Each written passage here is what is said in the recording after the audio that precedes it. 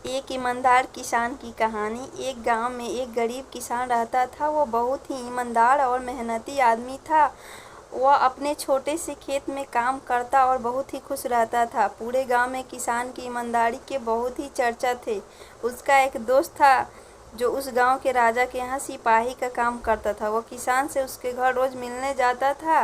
एक बार राजा ने अपने दरबार में एक ऐलान किया कि उसके बगीचे में काम करने वाला एक अच्छा सा कारीगर चाहिए जो उसके बगीचे के पेड़ पौधों और फूलों को ध्यान रख सके। राजा का यह ऐलान सुनकर किसान के दोस्त सिपाही ने सोचा कि यही मौका है कि किसान से मित्रता निभाने की। मैं उसे यहाँ बगीचे में काम पर लगवा दूंगा।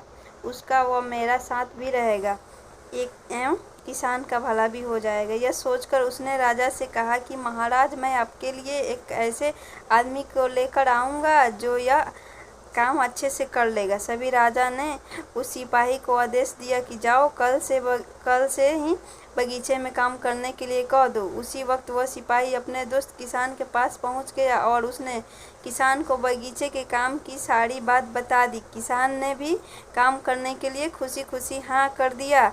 अगले ही दिन अपने दोस्त के साथ राजमहल पहुंच गया। सिपाही उसे राजा के सामने लेकर गया और राजा ने उस किसान को बगीचे की पूरी देखभाल का काम सौंप दिया। राजा ने कहा, तुम अगर पूरी ईमानदारी के साथ काम करोगे तो तुम्हें 50 सोने की मुद्राएं हर महीने दूंगा। किसान खुशी खुशी बगीचे में काम करने के लिए हाँ कर देता है और वह उसी वक्त बगीचे में काम करने लगा।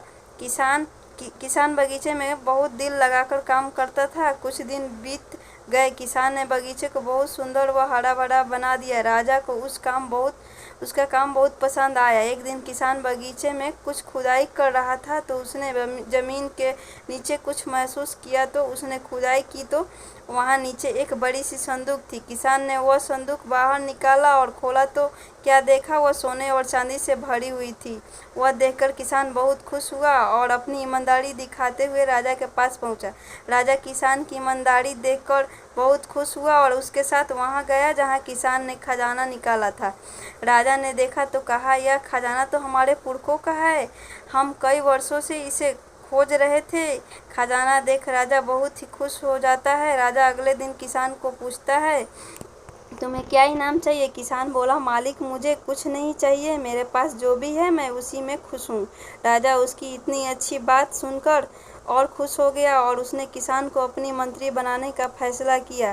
किसान ने राजा की बात मान ली और मंत्री बन गया।